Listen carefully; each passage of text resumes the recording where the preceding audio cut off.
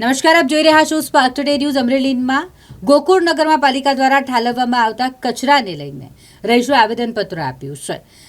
રહીશોનું જણાવ્યું છે કે અનેક વખત રજૂઆતો કરવા છતાં પાલિકા દ્વારા અહીંયા જ કચરો નાખવામાં આવે છે અને તેને લઈને લોકોમાં રોગચાળો ફેલાય તેવી ભીતિ સેવાઈ રહી છે। અમરેલી જિલ્લા કલેક્ટર, પાલિકાના ચીફ ઓફિસરને ગોકુળનગરના રહીશો દ્વારા આવેદનપત્ર આપીને આ મામલે રજૂઆત કરવામાં આવી છે। ગોહિલ પિયુષ કનુભાઈ છે।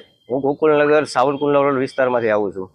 અમે અહીંયા કલેક્ટર વિસ્તારે આવેદનપત્ર આપવા આવ્યા માટે કે અમારે નગરપાલિકાનો ડમ્પ છે ત્યાં વર્ષોથી છે અને અમારી અનેકવાર રજૂઆત કરવા છતાં આનો કોઈ નિકાલ કે હલ કોઈ એમને આની સમસ્યામાંથી નથી કોઈ છુટકારો મળે એમ। અનેક રજૂઆત કરેલી છે, ધારાસભ્યશ્રી માંડી, નગરપાલિકા, ચીફ ઓફિસર, કલેક્ટર દ્વારા બધાને અમે રજૂઆત કરેલી છે, આવેદનપત્ર આપેલા છે, પણ આનું કોઈ સમાધાન નથી અમને મળતું। એટલે આજુબાજુમાં એટલી ગંદકી છે। આરોગ્ય શાખાને અમારી વિનંતી છે કે રૂબરૂ સ્પોટ પર આવે અને જોવે કે આ વિસ્તારમાં કેવી ભયજનક પરિસ્થિતિ છે। નાના નાના બાળકો છે, બધા તે સ્કૂલે જાય છે, રસ્તોમાંથી ગંદકીમાંથી પસાર થઈને જાય છે, એટલે બાળકો બીમાર પણ એટલા પડે છે। એટલે આના માટે અમારું એક જ કહેવું છે કે જલ્દીથી જલ્દી અમને ટૂંકમાં આમાંથી સમાધાન આપે। આગળના સમયમાં શું કાર્યવાહી કરશે?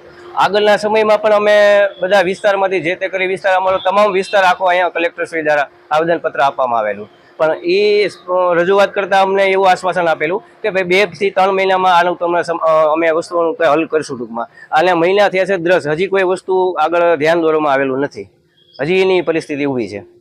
આગળ તમે શું કાર્યવાહી કરવાના છો? આગળ તો અમારી એવી બધાને વિચારણા વિસ્તાર બધું એવું કહે છે ટૂંકમાં કે જો ભાઈ સીધી રીતે માનો કે આવેદનપત્ર આપવાથી કે એવું કાંઈથી ન થતું હોય તો અમારી આંદોલન કરવાની પૂરેપૂરી ચીમકી છે બધાની।